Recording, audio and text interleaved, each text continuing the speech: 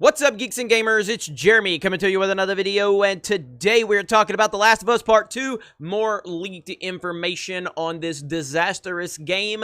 If you do not want any details, then click off of this video right now. We're going to talk about spoilers. You have been warned. Here we go. Fuck Naughty Dog. Fuck Neil Druckmann. Fuck Sony. And fuck anybody affiliated with Musso Limited Entertainment, because they were striking YouTube channels down left and right, this one included, over opinions, because they couldn't handle our opinions. And now here we are, just a few days away from the release of The Last of Us Part 2, the disastrous Last of Us Part 2, because they have decided to put identity politics and a woke agenda into the video game, ruining legacy characters, specifically Joel. So we're going to talk about that. So let's jump into it. And we're over on One Angry Gamer. And I just want to make a point that I do specifically like that we're going to focus on One Angry Gamer's website, because One Angry Gamer has triggered so many people by his list. If you need more information, you can go check that out. But One Angry Gamer has a list that's really triggering a lot of people. And I think it's really funny to see so many people crying. But here we are, The Last of Us Part 2 leak featuring Joel pales in comparison to his actual outrageous death. Spoilers. The Last of Us Part 2 leaks are true, and Joel dies by the hands of Abby. Yes, Joel dies right next to his knocked out brother Tommy after saving Abby's life. What?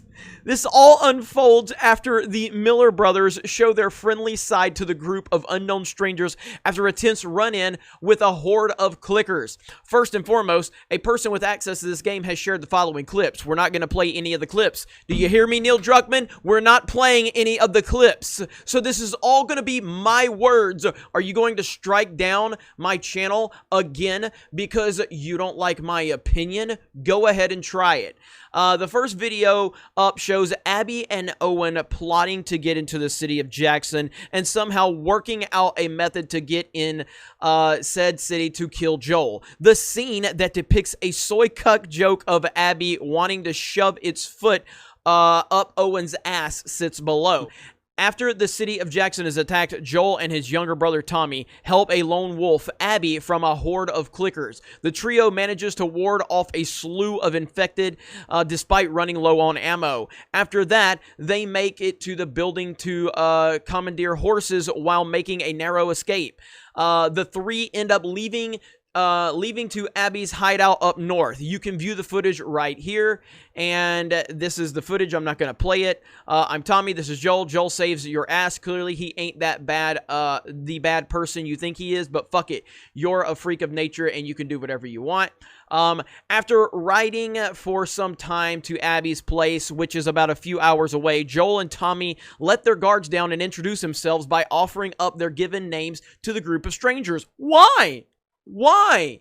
Surrounded, after Joel introduces himself, the room grows quiet. After that, Abby shoots Joel in the knee with a loaded shotgun with buckshot, while Tommy is repeatedly beaten with the butt end of a pistol until he becomes unconscious. You can witness the two brothers end up with in the silly situation right here.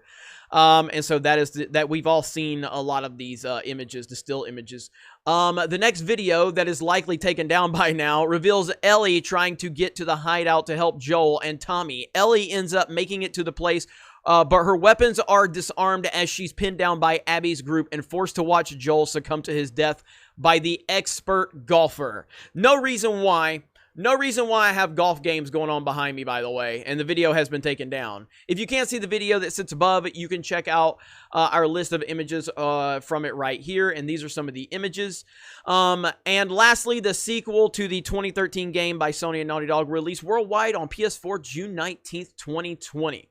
So, again, Not only were the leaks true, but they are sounding to be significantly worse than, the reality of the leaks sounds even significantly worse than hearing about them. And this is why Sony wanted to silence people. Again, it's really clear. And I go back to situations, okay? like I said, when The Last Jedi came out, it was a shitty movie, okay? That was a shitty movie. We can deal with the shitty movie. But then Lucasfilm decided to blame the fans for the shitty movie. That was where the problem lied. You blame the fans for the shitty movie. You made the shitty movie. You could have just owned it and we could have moved on. It was still a bad movie. We bitched about it. We were heard. Yet you decided to blame the fans for your shitty movie. Then we get to the Last of Us situation. You leaked the information, not you directly, but someone within your company was responsible for leaking the information, correct? Yes. And all you had to do was take a few days of criticism from the internet and let it go. And again, yes, this would have came back once the game released, but Naughty Dog absolutely made this worse because they poured gasoline on the fire. You created it, and then you poured gasoline on it and made it significantly worse. It could have just died out. It could have went away. But you started to attack people, silencing them, striking down their channels. Not good. You made the situation significantly worse.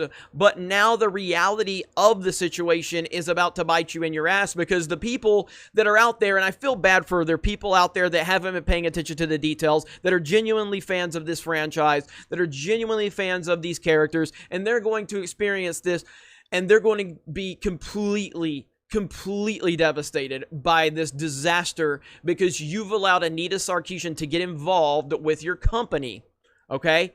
And you've allowed her to dictate the woke agenda and the respect women and the tearing down of a masculine character because it doesn't fit the agenda. So you've decided to completely destroy Joel because he's a guy.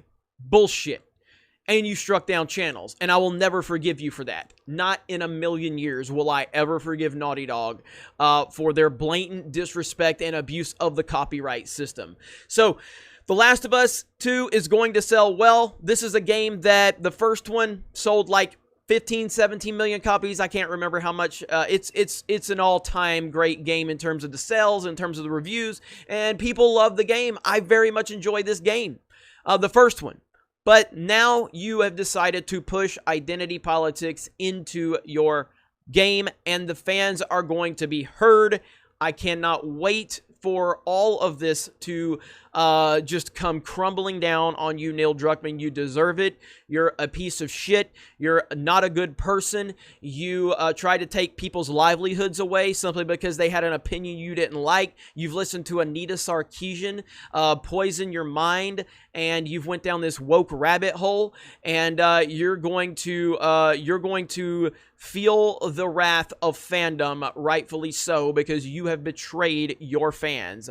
You guys let me know your thoughts in the comments below. Thank you very much for checking out this video. Solo lost money. Raylos are weird. Fuck Naughty Dog. And we will talk to you later.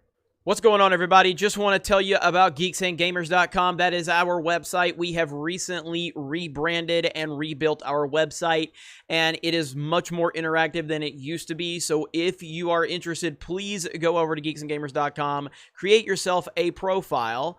You can get into the forums.